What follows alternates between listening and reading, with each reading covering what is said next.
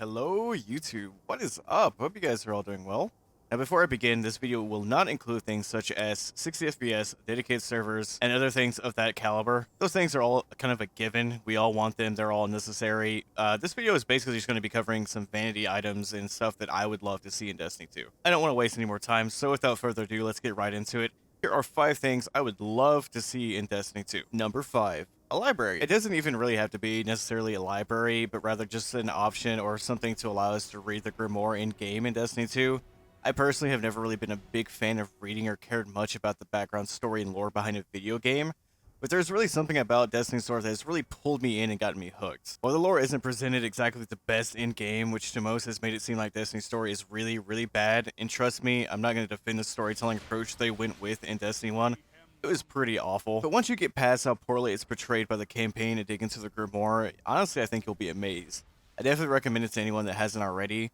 Bungie has some really talented writers under their belt, and it's a real shame that most never get to experience their work for themselves. Now, if you're not a fan of going to their website and you kind of find it tedious to do so, at the very least I think you should owe it to yourself to go and read the Book of Sorrows. It's about Oryx and how he came to be and his background story and origin. It's pretty amazing. I've read it 2 to 3 times now, and I still would probably go back and read it again before Destiny 2 comes out. I think any fan of Destiny should go and read and, you know, just enjoy this because it is a really wonderful piece of literature that's been put into the game. Bungie, if you're listening, just release a bunch of books already about the lore of Destiny. I know I speak for myself and a lot of other people when I say this, but we would love to have that to get more in-depth lore and storytelling.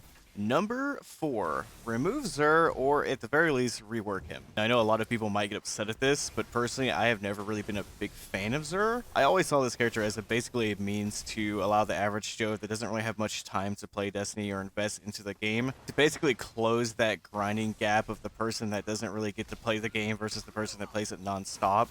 Which is understandable. I know Bungie wants their game to be accessible by everyone and they don't want anyone to fall too far behind. I get that and I respect it, but I'm not really a fan of it.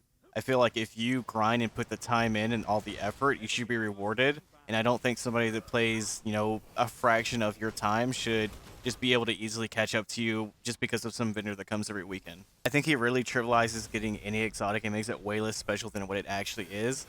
I know the main culprit behind exotics seeming, well, I guess less exotic is the fact that 3 coins exist, but Xur is a close second, and he's also like the only way you can get 3 coins, so he's to blame, okay? Honestly, I don't really remember the last time I got excited or stoked about getting an exotic. I think it was probably back in year 1 when I did get my first Yallarhorn, and I think a lot of people probably feel the same way about this, because back in year 1, a Yallarhorn was as rare as a unicorn, and it was like the most sought after and coveted item in the entire game.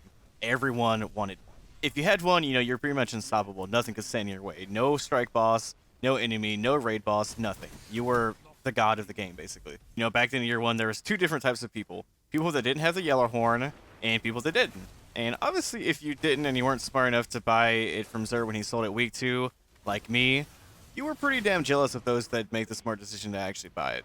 Personally, I would love to see Xur reworked into a similar fashion as an NPC from Diablo 3 called Kadala. And how Kadala works is basically this. You take these items called blood shards, which you get from rifts, and you exchange them for an unidentified item. Now, this item could be a weapon, a helmet, a chest, you know, whatever, any piece of gear. And you keep doing this until you get whatever item it is you need, whether it be a legendary or a specific set item piece to complete your set. And you know, you could get extremely lucky and either get it on your first one or your 100th one. I've had experiences personally where it's taken me up to 200 to 300 items before I get a certain piece to this set that I need. And now, I'm not really a big fan of RNG, and this is strictly RNG reliant, but I honestly do think this solution could work very well with Xur. You take your 3 coins, you pick a primary, engram, secondary, special, helmet, whatever you need. You exchange your currency, which is 3 coins, for a chance at getting an exotic, not a guaranteed one. You know, obviously you would have a larger percentage to get a blue item, and then like a medium for a legendary, and then a very small chance to actually get an exotic. Make it a grind, make it worthwhile, make it exciting when you finally get that piece of gear that you've been after for so long. This, of course, would hopefully make exotics not only more rare, but make the player have to play and grind a ton in order to actually be able to earn a chance at getting, you know, said item A or B. I really want exotics just to feel exotic again. I want them to have meaning. Exotic is the highest rarity in the game, and to me personally, I haven't really felt like this was accurate since, well, year 1. They've never really felt special. They've never really felt like you had to grind to obtain them. They were just kind of handed to you on a silver platter every weekend. I feel like it greatly takes away from the satisfaction of finally getting lucky or finally getting that exotic. We'll see though. I know this is a bit pessimistic of me, but I personally do not believe that Bungie will be reworking Xur. They might make slight changes to it, but I think they're going to be keeping the same formula that he has at the moment because it just works really well for anybody that plays the game. Number 3, a personal base. You know, Destiny is a very social game. As a standalone single-player experience, it's not too bad, but the game really does shine and thrive when you hop into a party with your friends, or you team up with another fire team to tackle the challenges that the world has to offer. I'm going to go slightly off track here and make a few comparisons to other experiences in my gaming career that I've had before. Back in 2009, I used to play a game called Phantasy Star Universe. It was on the 360. Some of you might be familiar with this title, and if you're not, well, you definitely should be, because Destiny has clearly taken inspiration from it. I'm not going to go too much into it with this video, but you should definitely look it up. Google a comparison between Phantasy Star and Destiny, and a few images will probably pop up, and you'll see what I'm talking about. I really enjoyed this game, and I played it a ton. You know, I loved it arguably as much as I do Destiny. And one of the key features I remember from playing it was hanging out in my room and inviting my friends that I played with to my room in that game. We would just chill, talk about whatever, and just really hang out, and it was a cool experience back then. I would spend hours upon hours in my room trying to decorate it, grinding for things and new items and rare stuff to put on the walls. It's actually crazy thinking about on it now how much you could really do in that tiny little room. There's definitely a good amount of things that you could use to decorate your room. There were hundreds and hundreds of items, whether it be rare exclusive loot from an event that you experienced, or trophies from bosses that you killed, or really silly things like Christmas trees, animated holographic tables, posters, and even music. One of the cooler features inside the rooms was even a shop that you could use to sell basically anything that you accumulated over your time playing the game. I spent countless hours in that room selling shit and just marketing everything I possibly could to get rich.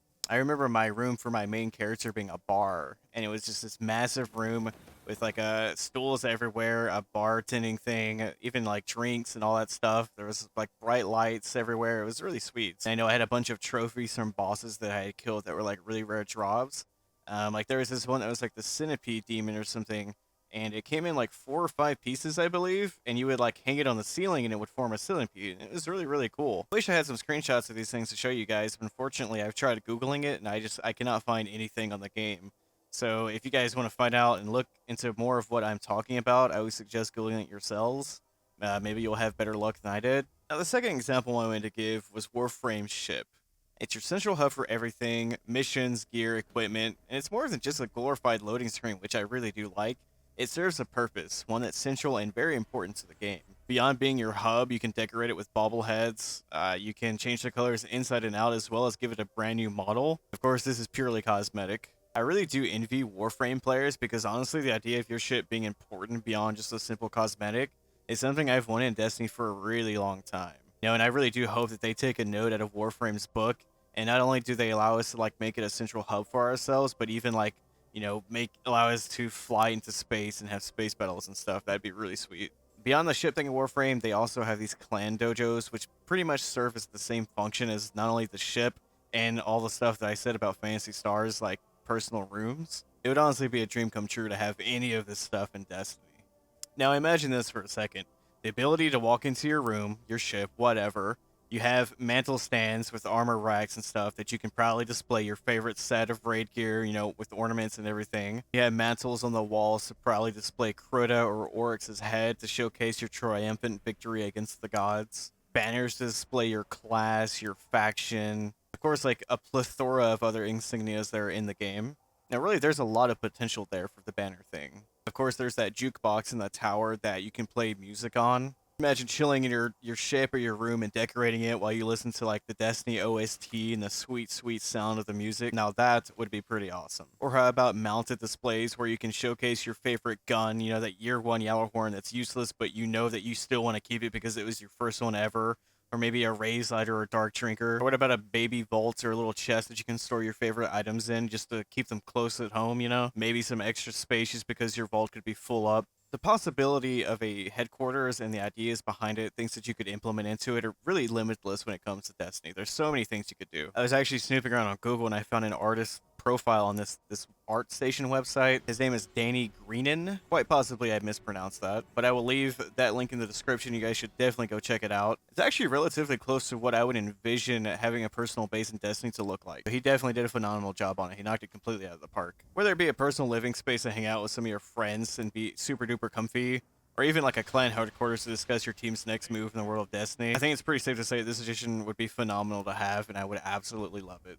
Number 2, pets and companions. A few months back, I read an alleged leak on a bunch of Destiny 2 information. Now, take all of this with a grain of salt. In this information, there was talk of pets, or pet-centered classes. I believe Titan's got a lynx-type creature, Hunter's got some slinking reptile, and of course, Warlock's get the best because Warlock Master Race. But they were allegedly supposed to be giving a raven-like creature, some type of alien bird, I guess. You know, honestly, at first I didn't really think much of this. I thought it was kind of silly, actually. You know, pets in Destiny, psh, what? Get real. But then I started giving it more thought, and I really opened up to the idea about it. Throughout all of Destiny 1 and Destiny 2 as well, I presume, we have a companion, the Ghost. Personally, I have never really felt really attached to the Ghost, and I always thought of his purpose as really just a strictly narrative type of thing. So I never really considered him to count as a pet, so to speak, or companion. Well, I guess he kind of does technically count as a companion, huh? Never mind. You could have them be purely cosmetic and just for fun, or you could actually have them themed and based around a subclass. I believe this could be pretty cool, actually, considering pets could add an entirely new layer of functionality to the game.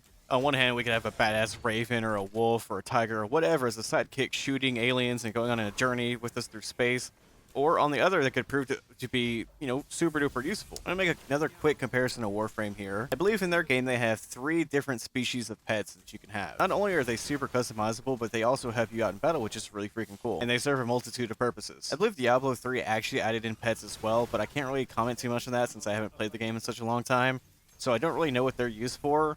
But from my understanding, I think they're used for pretty much a similar thing. You know, they fetch loot and stuff for you and ammo and gold. I'm pretty sure in most games that have implemented pets as a sort of companion to the character, their main purpose is really just super duper basic, you know? You either crowd control an enemy, you go pick up loot, ammo, guns, whatever you need, or whatever is really in the game. But if Bungie decided to add pets, they could go beyond that. It could be implemented strictly into a subclass, and the main focus of the subclass could be tied to your pet. Each pet could serve a different purpose or a role. Like, say, for instance, if you needed something to distract enemies, you know, maybe the Titan has a tanky pet. It could tank up DPS, but it'd be super duper slow, and it doesn't really deal that much damage. It's just a big DPS soak. Or if you're trying to speedrun a mission, you know, get through it as fast as possible, there could be a cheetah pet or something. You know, it's super duper fast, high agility, low damage and low defense, but it gives your team an aura that helps speed up agility and makes you go faster. The only thing about this is that it'd be super duper tricky to balance your PvP, which might just lead to them being cosmetic only to avoid that entire situation. I actually do believe there is a decent chance that we will see some type of pet in Destiny 2. Now hear me out on this and put your spinful hat on, because this is going to be kind of a stretch. In a lot of early concept art for Destiny, we see animals in the focal point of view. You know, if there's a tiger or a lynx. This, of course, could just be purely a design choice or an artistic choice to add in an animal. But personally, I believe that Bungie does things for a reason. So I don't think they just added this animal in to make it look pretty. I believe that it definitely hints at the possibility of some sort of companion in the future, whether it be Destiny 2 or Destiny 3. Plus, I think it's very weird that we see no animals in Destiny 1 whatsoever outside of birds. And I feel like if Bungie was going to design concept art or use concept art for the game before it came out, but include animals, and then not include any in their first game, there has to be a reason for it. I definitely think Bungie wanted to add in some sort of animals, whether it be just in the background or wildlife that you can see, you know, out in patrol, or maybe even a companion, but the engine simply could not handle it. I believe this is backed up by the fact that we only get to see any type of a wildlife in Rise of Iron, and that is after they ditched the old consoles, so they could use more of the RAM from the next-gen, you know, PS4, Xbox One to add in stuff. Now, remember when we first saw that Rise of Iron trailer, we saw the wolves and Saladin for the first time? Everyone was really, really excited. It built a ton of hype. And immediately everyone thought, oh my god, are we going to be getting wolves as pets? So the demand for it is obviously there. Sadly though, that was not the case, and we did not end up getting pets after all. Feels bad, man. However, with Destiny 2 having a much stronger and revamped engine, I do believe we'll be seeing either more wildlife or the possibility of a furry companion at our side. And my evidence to support this theory are the alien-like dogs that we see in the Destiny 2 trailer, the ones that Cade are fighting. I find it kind of weird to me that Bungie would replace the Scions with these canine-like creatures when obviously the Scions were a very formidable foe, which leads me to believe that it hints at something much more. With Rise of Iron and this image, it tells us that animals are now possible, which could very well open up the idea of a companion. And of course, I could be grasping at straws, but I definitely would enjoy some type of mystical alien raven to accompany me on my journeys in Destiny. I think that would be super duper badass. And of course, you know, Activision and Bungie, you guys could make an actual killing off of pet cosmetics. Just saying. Everyone would love to dress up their koala bear or their tiger in some dank-ass armor. Seriously, Bungie, pet cosmetics, hire me. And drumroll, number 1. More and better customization. I know, big surprise. Anyone that knows me knows that I'm an absolute fanatic for customization and vanity items. I just absolutely adore being able to customize and change the character's appearance and their armor and everything to fit my own style.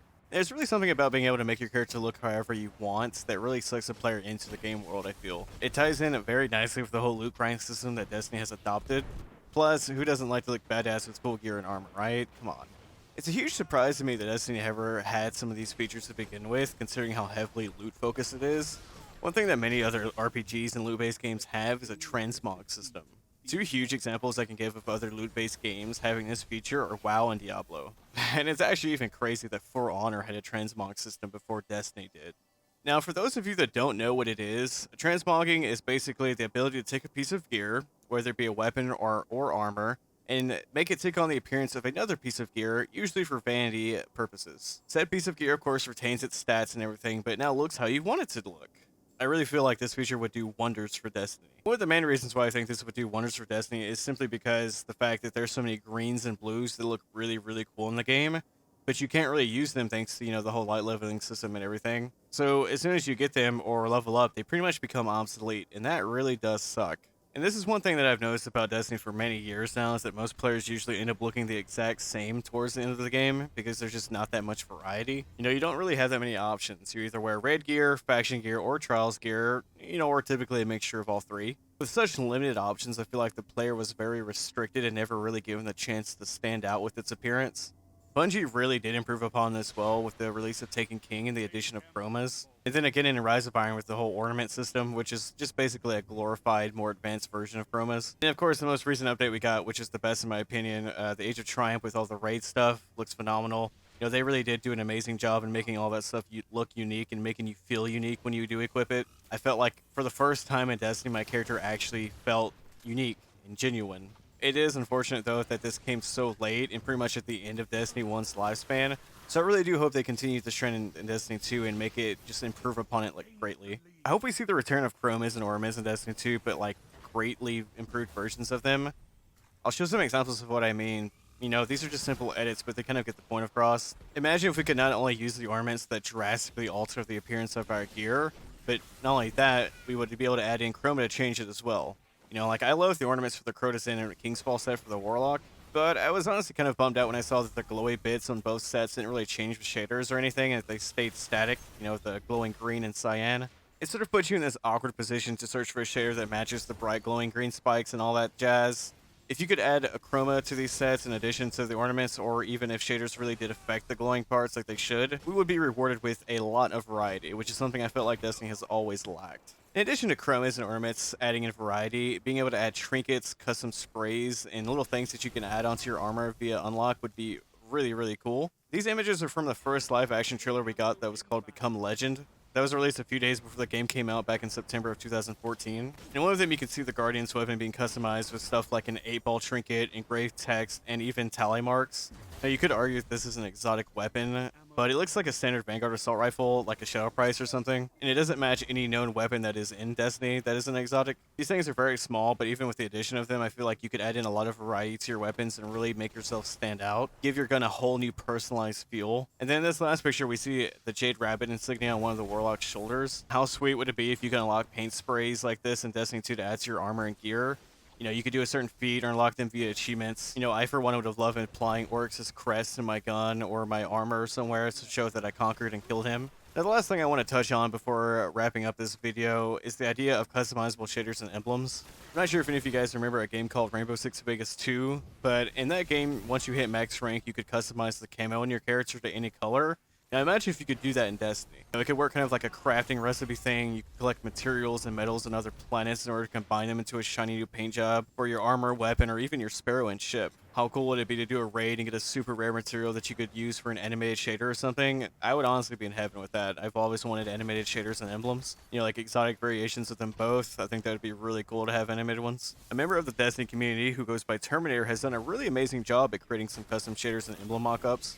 I'll pop a few of these on screen for you guys to take a peek at. I think it'd be amazing to have custom emblems, but I'm honestly not really sure how it could be done because you can't really just allow people to upload custom emblems because then you run into the risk of pornographic material and other vulgar things. Considering the fact that Xbox has recently allowed us to upload our own custom gamer picture, you know, who knows? I think a good alternative to this would be allowing people in the community to upload their own emblems and then having the rest of the community vote on them, and then whoever has the most votes, you know, Bungie can take it and then put it in the game. I think a lot of people would love to have a BSK, IM, Tier 1, Primal, or any of their other favorite teams as an emblem, just so they could show support for their favorite teams and community members. Customization allows for a player to really feel in control. I think it's a great thing. Being able to change your armor and appearance for how you, the player, wants it to be. I'm honestly really hoping that Bungie expands upon this concept in Destiny 2. They've done a good job with it so far in Destiny 1, and you know, you can definitely tell they've been through a lot of experimental phases with it, but I definitely think they're close to perfecting it and giving us what we really want as a fan of the game. And you know, really, I don't think more customization is ever a bad thing. Bungie has always preached and gone on about how they really want the player to feel attached and in tune with their character. I think by giving us more customization and allowing us to do more things with our character, how we see fit and how we want it to be, you know, I think we can really achieve that in Destiny 2. But that's going to be it for me, everyone. Hope you all enjoyed the video. Please leave a like if you did. I'm curious to hear what some of you want in Destiny 2, so if you would leave a comment with that down below, I would love to read it. But that's going to be it for me, guys. Thanks for watching, everyone, and have a great rest of your night. Peace.